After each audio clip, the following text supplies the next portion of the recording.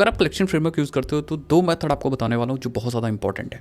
एक है put if absent and दूसरा है मर्ज। अब अगर आप कोड लिखते हो तो ये मेथड्स आपको बार बार लिखने वाले कोड से बचाएंगे, मतलब आपको कस्टम लॉजिक नहीं लिखना पड़ेगा। वो कौन सा लॉजिक है मैं आपको बताता हूँ।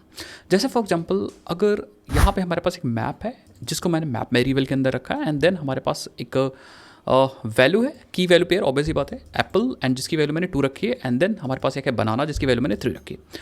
अब हमें यहाँ पे ऐसी रिक्वायरमेंट है कि फ्रूट रखना चाह रहे हैं जो इसके अंदर ना हो, लेकिन अगर हो तो वो ऐड ना हो, और अगर इस मैप के अंदर वो प्रेजेंट नहीं है तभी हम ऐड करें।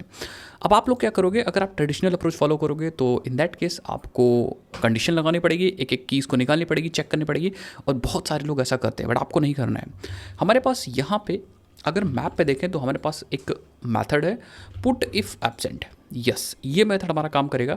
ये क्या करेगा, अगर की प्रेजेंट नहीं होगी तभी ये वैल्यू रखेगा, बट अगर की प्रेजेंट होगी तो ये वैल्यू को स्टोर या मैप के अंदर नहीं डालेगा। मैं आपको दिखाता हूँ।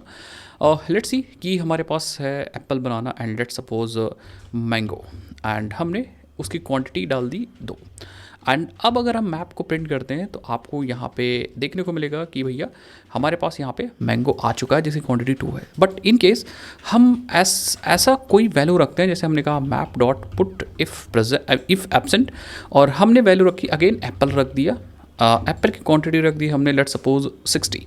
अब क्योंकि एप्पल इज़ ऑलरेडी देयर, हमारे पास एप्पल यहाँ पे पहले से था, तो अब हमारा ये जो दूसरा मैंने पुट किया है अब वो मैप के अंदर नहीं जाएगा क्योंकि पहले से एप्पल की वैल्यू पेयर ऑलरेडी प्रेजेंट थी। अगर मैं रन करता हूँ, अपने एप्लीकेशन को रन करेंगे और आप देखोगे यहाँ पे एप्पल हमारे पास अभी भी 2 है जो हमने पहले ऐड कर रखा था।